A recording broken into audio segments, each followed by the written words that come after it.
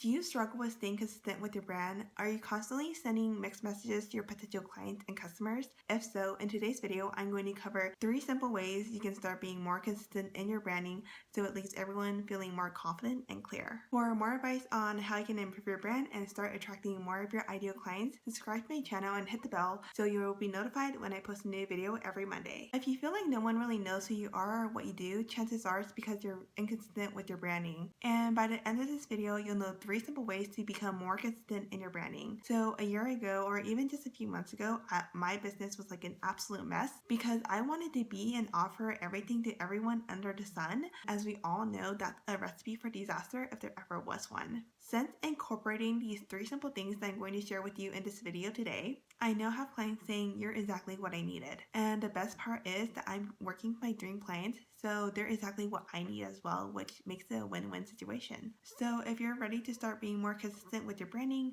and start working with more of your dream clients, then let's get started. Number 1, don't try to be everything under the sun. Have a niche.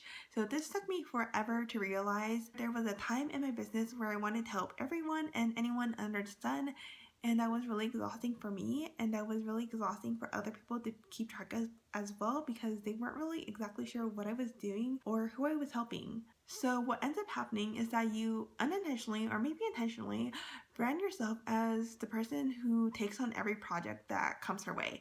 And you probably know those people, and maybe you still are one of those people. But the truth is that that's not the best of your time, and that's not the best use of your abilities either. So that's also why I rebranded to Molly Ho Studio, because I wanted something that represented me, but I also wanted to be able to expand in the future as well if that's what I wanted to do. So I'll be completely honest and say that when I rebranded, part of me still wanted to help everyone under the sun, like photographers, bloggers, makeup artists, service providers, coaches, etc., consultants, everyone. But do you see how complicated that gets very quickly? Because while all those people have overlapping qualities and needs, the way that we communicate with them is different. So then my messaging would have been like all jumbled up again. So now my main target market is photographers and people who work in the professional wedding industry, like makeup artists, creators, etc., because I want to work with people who want to put their creativity first, because I love being creative and I love being around creative people.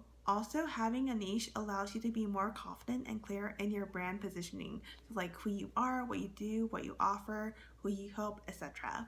And that also means that you're going to be able to show up more consistently because you're confident in yourself. And when you're confident in yourself, then you don't doubt yourself as much, right? So you're more likely to show up on Instagram stories or start a conversation with someone about what you do, which helps you with visibility as well, which ties into branding. Number 2, you'll want to have your target market clearly defined. Along with niching down, you want to be super clear on who you're talking to and why and what to talk to them about. So I'm going to use 2 corporate brands that everyone knows as an example, Walmart and Target. So while they offer like the same things, their price point is different and their target market is different as well. So you'll find people who are in love with Walmart and other people who are in love with Target, but you will rarely find someone who is in love with both. Maybe you'll find people who are like indifferent to both or who don't really care, but you won't find someone who absolutely loves both because they're both different. So that's the same with you. You want to be a Walmart or a Target, but you don't want to be like a Walmart and Target combined. Then you're like trying to please everyone, and in the end, you're not going to deeply resonate with anyone.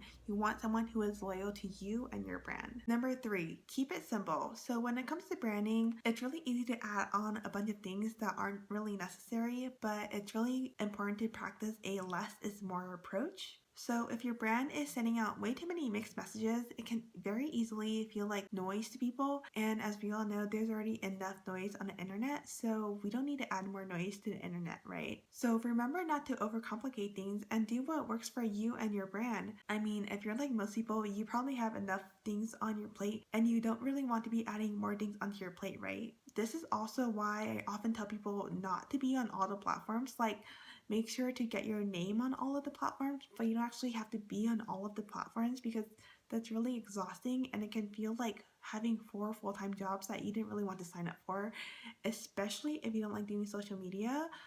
I personally love social media and I love the internet mainly because I grew up with it, so it feels like second nature to me, but I know that not everyone feels that way. So if you try to be on all the platforms at once and you don't have systems set up and you don't have scheduling and automation and like processes in place, you can very easily spread yourself too thin and not put out any real value on any of the platforms. So what I suggest you do is double down on 1 to 2 platforms, really create your community and tribe there, and then you can expand.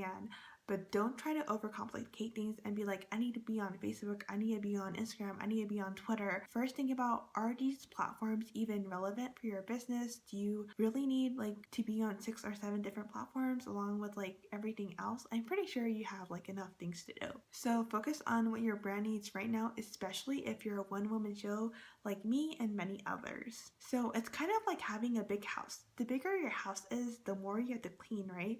And it's going to be really exhausting for one person. So make sure to start out with like a small apartment and then you can always grow and expand. Like you don't have to do everything right now. You can always grow. It's going to be okay. And to tie it all together, whatever you end up doing, be sure to do it consistently because that's going to build trust and credibility in the long run, which is why when I decided to start this YouTube channel, I decided I was going to post once a week. Like while I would like to have more content on here, it's also a new platform for me, so it's going to take me time to get used to it and to learn the ropes and everything. So give yourself that time, give yourself that patience. If you're new to branding, it's not going to come to you all at once, but remember that practice makes progress, and if you practice some more, if you constantly show up, then you are going to get better with your brand and business. If you would like some practical action steps on how to improve your brand, be sure to check out my free brand guide, which includes a brand audit as well as my 4 steps on how to stand out in an oversaturated market. You can grab the link to that in the description below. And if you enjoyed this video and would like more videos on branding, please let me know by giving me a thumbs up, subscribe and share with your friends, and comment down below with what your biggest takeaway from this video was. As always, I look forward to hearing from you.